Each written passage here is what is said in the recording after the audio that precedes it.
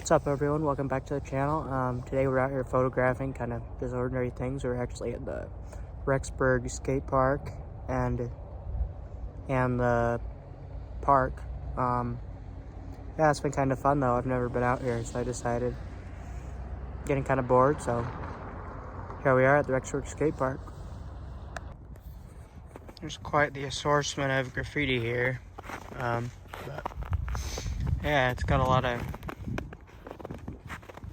character. Yeah, there's quite the story here.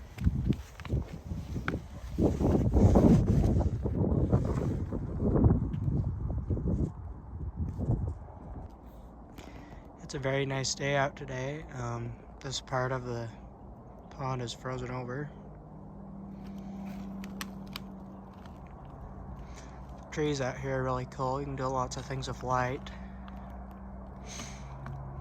With your exposure, with the light shining through the trees.